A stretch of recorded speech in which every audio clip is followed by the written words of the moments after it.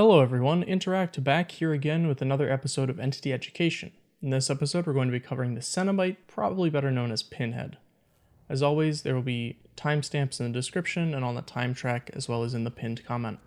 Pinhead has the same base stats as your normal killer, movement speed of 4.6 meters per second or 115% speed and a terror radius of 32 meters. So let's move on to talking about his power, Summons of Pain. There are a few things that get into this one, so get chained and just hang out for a bit. First part of Pinhead's power that you'll notice is that he can open up gateways by holding down mouse 2 on PC.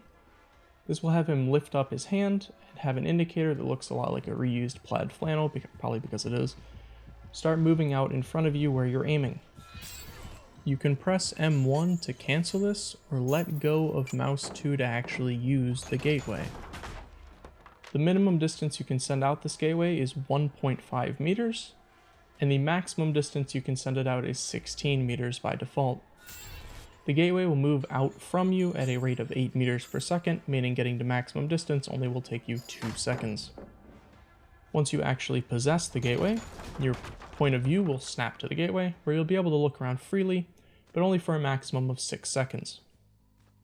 In this state, survivors will actually be able to see the gateway as the floats in the air, so be careful that survivors will actually know that you're spying on them from beyond the realms of experience. You can press Control on PC to cancel this state and go back to being Pinhead, which happens almost instantaneously in about 0.25 seconds. Canceling a gateway in this method will put summoning another gateway on a cooldown of 1.5 seconds. If you press mouse 1 again while you are actually in the gateway state, you will become a possessed chain, flying forward like a freaking rocket, starting off at 10 meters per second, ramping up to 14.99 meters per second after 0.4 seconds, then up to 37.5 meters per second after 0.7 seconds, maxing out at 40 meters per second after 1 second. As I said, you move like a rocket. Controlling chains can be slightly difficult, to say the least. The chains will only stop once they either reach their maximum distance of 24 meters, bump into an obstacle, or run into a survivor. If you shoot out a possessed chain, no matter what you hit, or whether you break at the maximum distance, you'll have to wait 5 seconds to be able to use gateways again.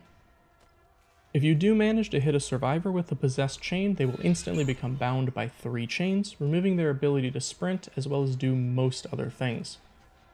While survivors have any amount of chains attached to them, they can basically do nothing at all, as I said, except for really dropping pallets, getting in lockers very slowly, and vaulting windows and pallets also very slowly. They are also unable to use items. Survivors can break the chains in a very few ways. They can either bump them into another survivor, or more likely the survivor bumps into their chain. The killer can walk into the chains, or an object on the environment will break them instantly. Chains also have a maximum distance that they can be pulled from where they spawned of 18 meters before they just snap instantly. Any chains broken in any of these manners will, however, spawn an additional AI chain that will instantly try to shoot and rechain the survivor. If none of these options are available for some reason, survivors can always just hold down mouse 1 to break free from the chains one at a time at a time of 1 second per chain. Chains broken in this manner will not spawn any additional chains. Survivors can only actually be chained by 3 chains at a time, and will become progressively slower the more chains they have attached to them, and as I said, they are unable to run at all while they have any amount of chains attached to them. With only 1 chain attached, they will be slowed by, I'm not joking, 1.3106256 times 10 to the negative 7th percent. They use scientific notation. I believe that this is just a weird way of making sure that they can only walk instead of run, or it might have something to do with the way that the Unreal Engine handles slowdown curves or the way that it's coded. I really have no idea, but yes, it really is coded in scientific notation. Just a quick reminder at this point that walking speed is 2.26 meters per second, or 56.5% speed baseline, and you can modify your speed while chained with Fixated and Hope. I have tested them.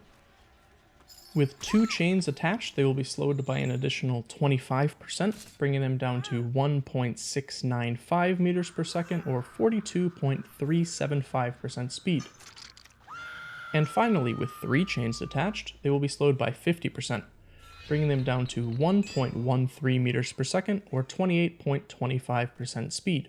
Coincidentally, this is exactly the baseline crouch speed, in case you want a frame of reference of what that actually means in terms of how slow you'll be going with 3 chains attached. You will be basically moving crouch speed with no urban evasion. The other portion of the Cenobite's power, because we can't just have one power in our killers nowadays, can we, is the lament configuration and chain hunts, which are connected. Let's start off with the chain hunts, since they just happen passively. Survivors will have a blue chain icon around their portrait that will slowly fill up over 90 seconds by default. Once it fills up, there will be a loud global ping, they'll start kind of glowing a little bit, and a chain hunt will start, spawning an AI chain that will attempt to shoot every survivor every 3 seconds. These chains will spawn randomly around the survivor. They won't spawn in walls from what I've seen. They will spawn in a way that actually has line of sight, and it will spawn between 2.5 and 6 meters away from them. Survivors will actually be able to see the gateways that they will come out of for 1.5 seconds before the chain actually launches, so they can dodge them if they are keeping an eye out. From testing a little bit and some footage that I've watched back, it seems that Chain Hunt will not actually shoot any chains once there's only one survivor who is currently up and able to move around, even if they're holding the lament configuration, which we'll get into in a little bit. This means that if all other survivors have been killed, downed, or are hooked, there won't be any Chain Hunt on that last survivor. I assume this is basically just done to make it so the last survivor isn't essentially held hostage and a free kill.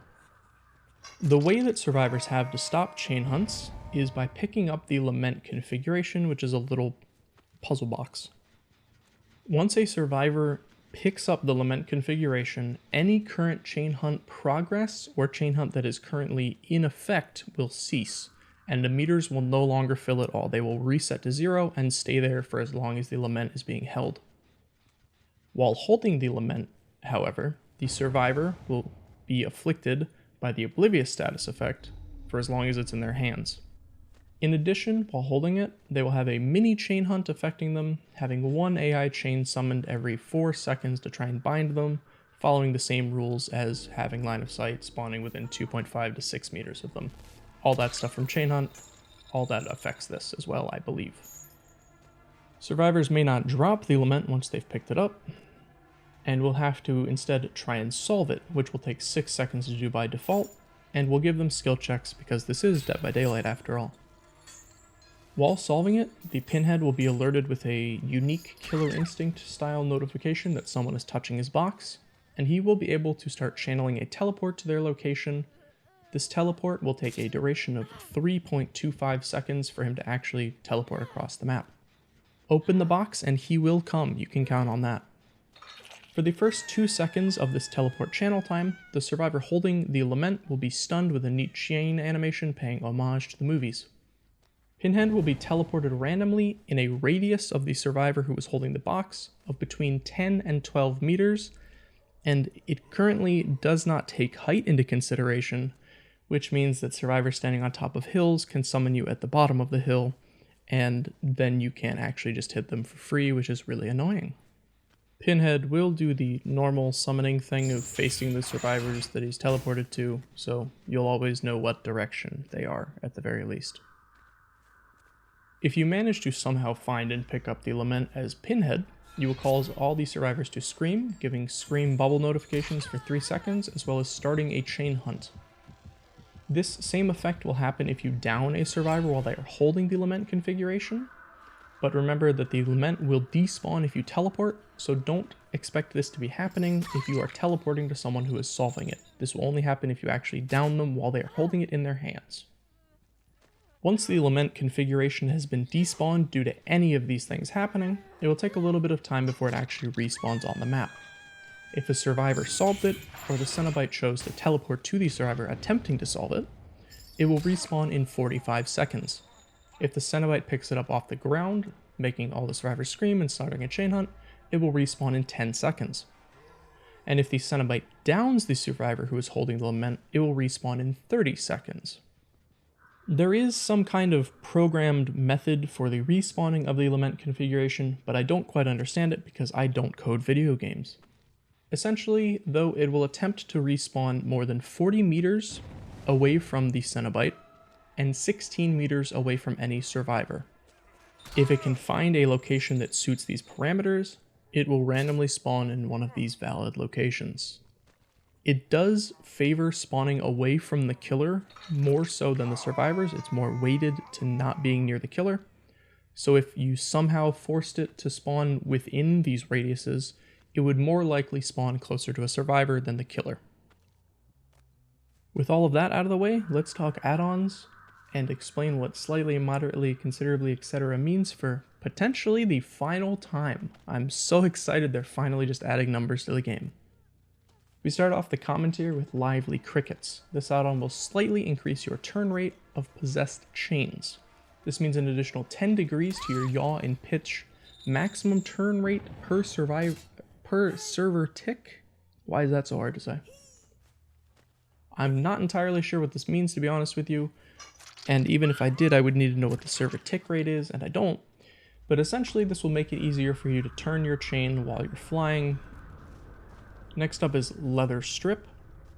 This add-on will slightly decrease Summons of Pain's cooldown time after possessing a chain.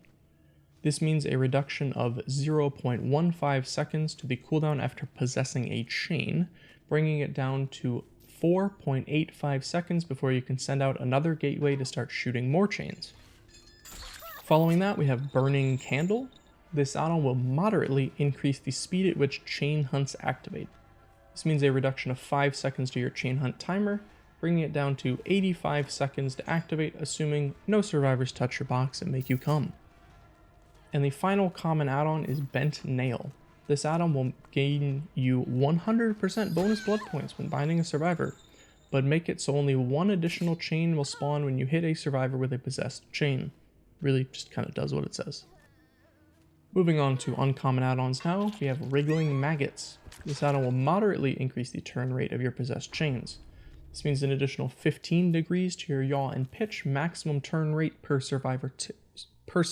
Why do I keep saying survivor tick? Once again, I'm not sure what this means, but you can turn better. Next up is Spoiled Meat. This add-on will slightly increase the maximum traveled distance of your possessed chains. This means an additional 2 meters to your maximum traveled distance, bringing it up to 26 meters maximum. Following that is Skewered Rat, because rats really cannot stay alive in the entity's domain. This add-on will moderately decrease Summons of Pain's cooldown after possessing a chain. This means a reduction of 0.45 seconds to the cooldown after possessing a chain, bringing it down to 4.55 seconds before you can send out another gateway. Next up is Liquefied Gore.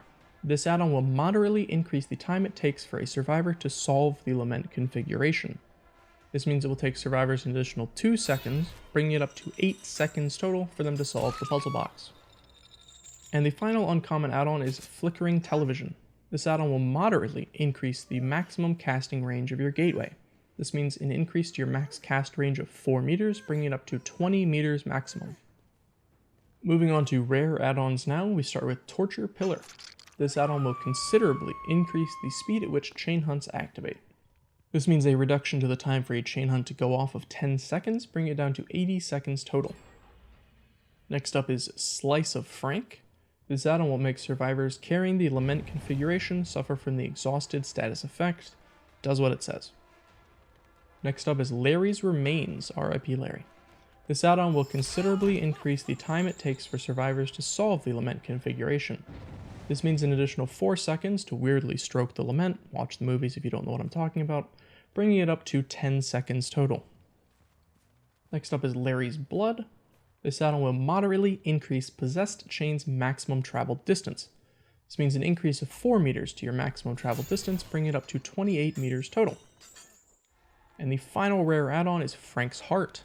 This add-on will considerably increase the maximum casting range of your gateway.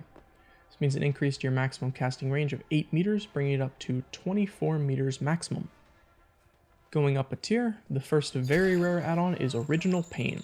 This add-on will make injured survivors who break free from a possessed chain suffer from the Deep Wound status effect. Keep in mind that chains have been changed from the PTB version to not actually have deep wounds tick down while a survivor is chained, so this add-on is not disgustingly broken, just really good. Next up is Impaling Wire. This add-on will make it so when a survivor uses the environment to break a chain, an additional chain will target them. This once again does what it says. Next up is Greasy Black Lens. This add-on will make survivors who are hit by a possessed chain have their aura revealed for 6 seconds. This means, you guessed it, exactly what it says. And finally we have the Chatterer's Tooth.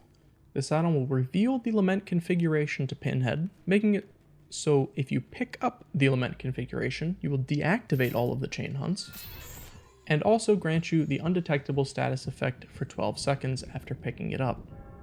This means, say it with me again, exactly what it says.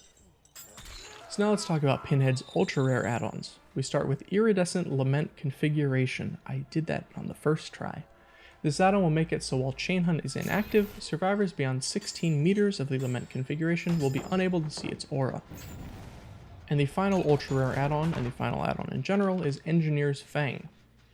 This add-on will make it so possessed chains will injure healthy survivors, but not bind them or spawn additional chains, essentially turning your first possessed chain into a hatchet that teleports.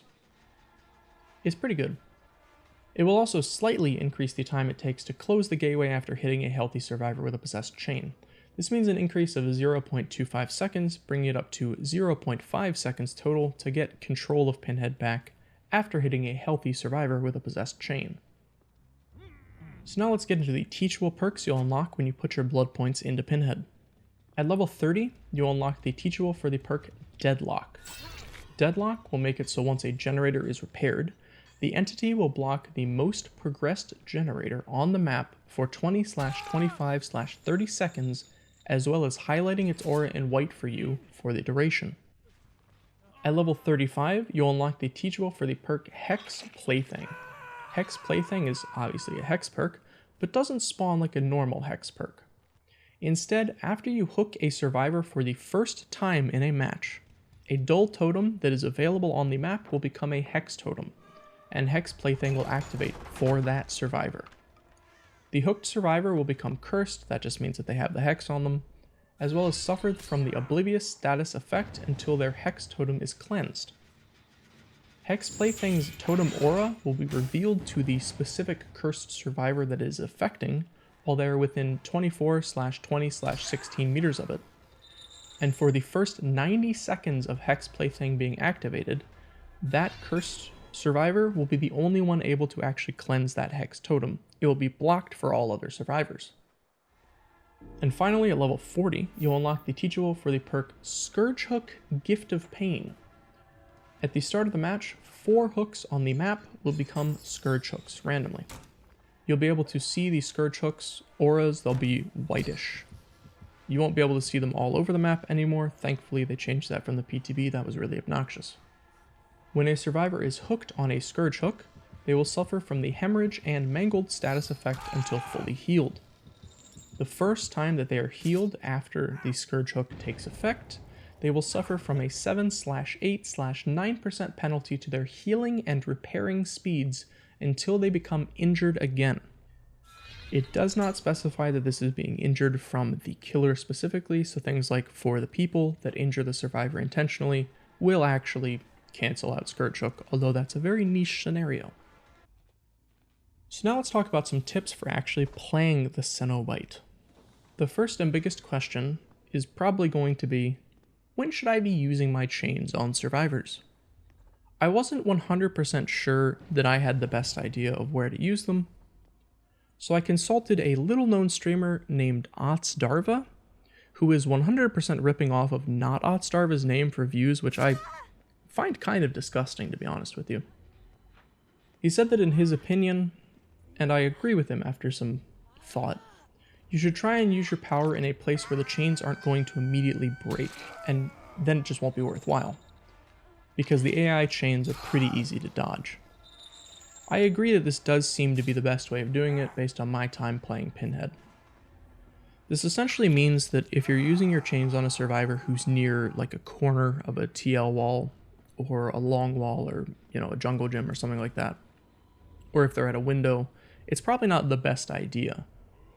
But if they're in the middle of the loop, say near the fire barrel on a jungle gym, where there isn't actually that many obstacles or walls nearby before you can catch up, you're probably pretty good to use it there.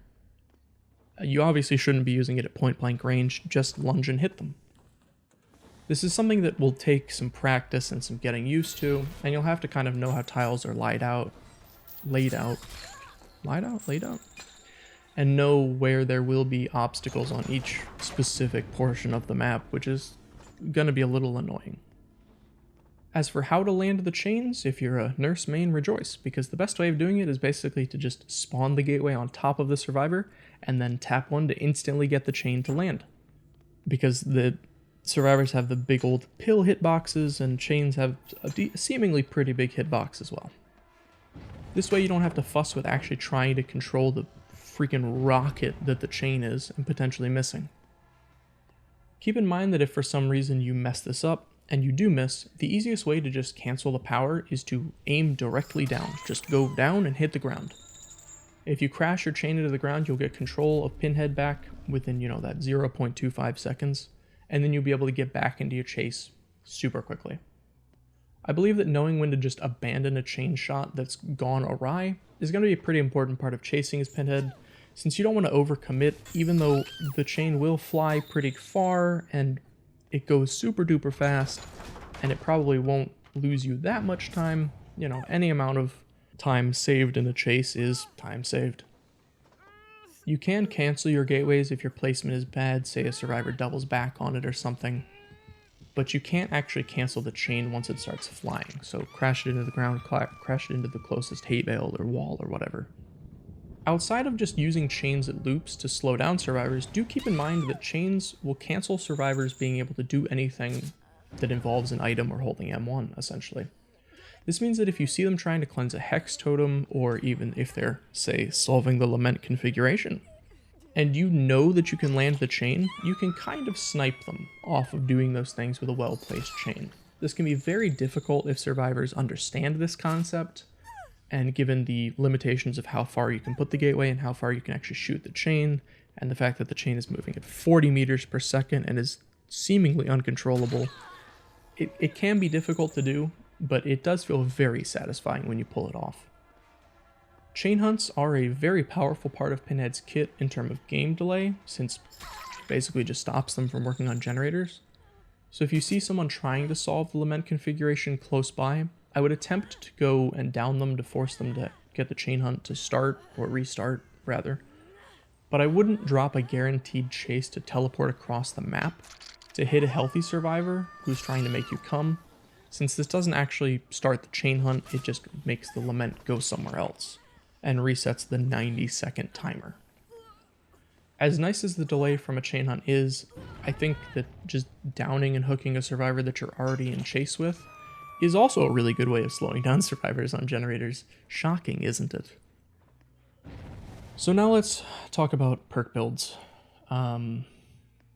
Honestly, Pinhead is fairly new, but I feel like with his apparent seeming lack of strength and him being very RNG dependent on whether your chains will actually work on the given map or the given tile, or how the AI chains spawn, if they spawn close and actually land, and with MMR and how sweaty people are taking the game nowadays, the meta build is going to be your generic snorefest of Barbecue, Ruin, Undying, Tinkerer, Lethal Pursuer, some permutation of those.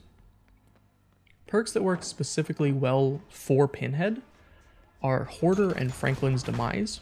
Since the Lament configuration is considered an item, it will trigger Hoarder to give you an early advance warning that someone has picked up the Lament, and Franklin's will force them to drop it, and then you can just hit space over top of it to start a chain hunt. Outside of these perks, I don't really feel that Pinhead is strong enough to get away with running anything clever or fun outside of generic slowdown perks like Pop Goes the Weasel, Thanatophobia, or whatever. If you meme around with your build, you might see the gens just kind of going out the window. Speaking of memeing around with your perk build, let's talk about a meme build for Captain Elliot Spencer, that is his actual name.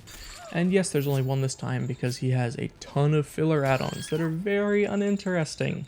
And his power is kind of just a loop power. You can't really like meme around with it too much. So the only real meme build that I could come up with is Chastity Belt. For this build, it's all about preventing them from touching your box, since you are saving yourself for marriage. You're going to want to bring the add-ons Liquefied Gore and Larry's Remains to slow them from actually solving your box and unlocking your Chastity Belt. And for perks, you're going to want Franklin's Demise and Hoarder, and whatever other perks you feel like running. You kind of just want to get that early warning with Hoarder. They're going to take forever to solve the box. You walk over, you slap it out of their hands with Franklin's, and you say, I'm saving myself for marriage. For the other two perks, if you want to go just completely psychotic, you can run Insidious and drop the Liquefied Gore add-on for Chatterer's Tooth, and then just camp the Lament like you're playing Basement Defender Leatherface, and you'll probably just lose all the gens and they won't care. But it'll be funny. That's it for this episode of Entity Education covering the Cenobite, probably better known as Pinhead, or Captain Elliot Spencer if you're a lore nerd. I am messing up this ending. As always, links to all social media, Twitch stream where I stream every Saturday, Patreon if you want to, donate money to me for some reason, everything else in the description. Like the video, subscribe for more in the future. Thanks as always for watching. I do appreciate it, and I will be working on other series now that my schedule is kind of, I actually have a schedule now, so I can actually make it more than one video every year, essentially. And I have big plans. I'll see you in the next video. I don't know what it will be or when it will be. Goodbye.